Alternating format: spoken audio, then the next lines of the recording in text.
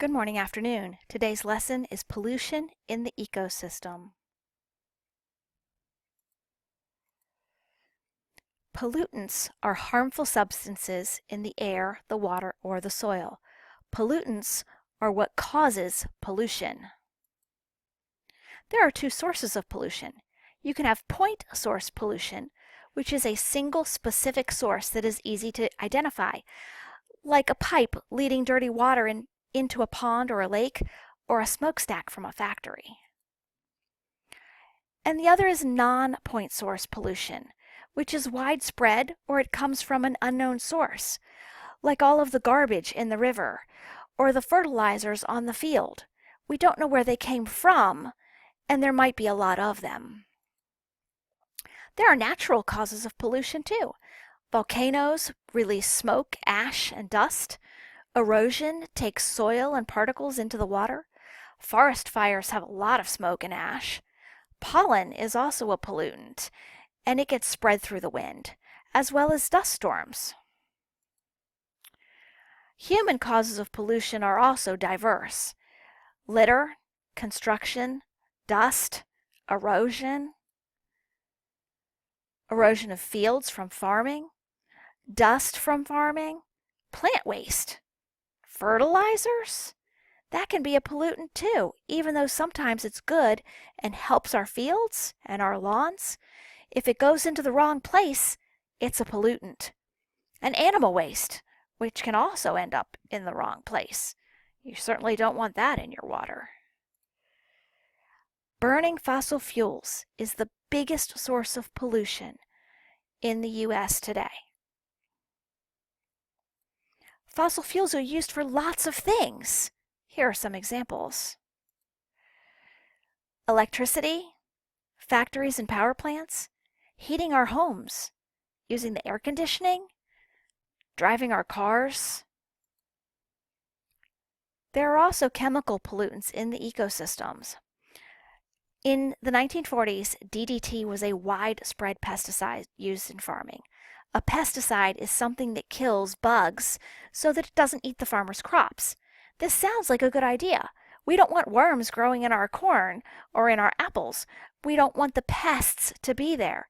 So we want something to kill them off so we get food that looks nice as well as tastes good. This particular pesticide was horrible in our ecosystem. It caused birds that are predatory, meaning that they eat other things that are meat, to have thin eggshells that cracked before the babies could even hatch. So their reproductive rates plummeted and they were not able to sustain their population size. Talk about limiting factors.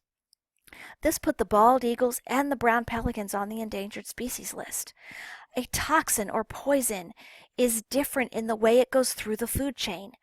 Energy decreases as it goes through the food chain, but toxins increase as you go up the food chain because the small amount of toxin that is in the plant becomes more concentrated because there's so many plants being eaten by the herbivore.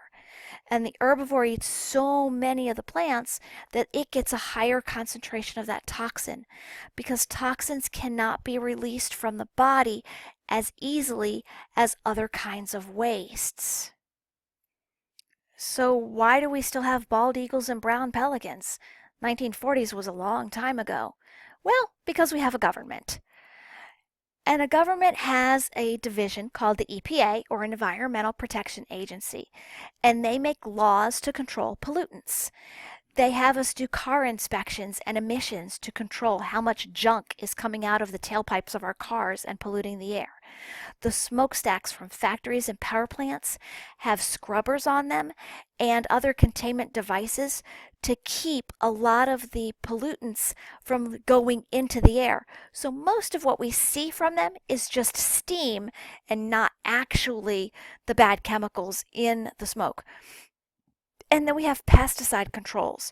So there are certain pesticides that you're not allowed to use because of the amount of damage that they do to other animals, including the pelicans and the bald eagles. And farmers are helping too. Organic farming is a huge deal these days. They use natural pesticides that don't hurt other animals and natural fertilizers like composting instead of buying a chemical fertilizer that helps keep our waterways safe and avoiding algae blooms and keeping the fish kills from happening from that overabundance of algae starting to decompose and taking all the oxygen out of the water. They also don't plow fields, which cuts down on erosion because you have the roots to help hold the soil in place, and it cuts down on carbon emissions from using the tractors less often. There are a lot more aspects of pollution as well as controls on pollution, but these are a good start to get us thinking about what we are seeing, what we are doing, what we are learning, and how we can help too.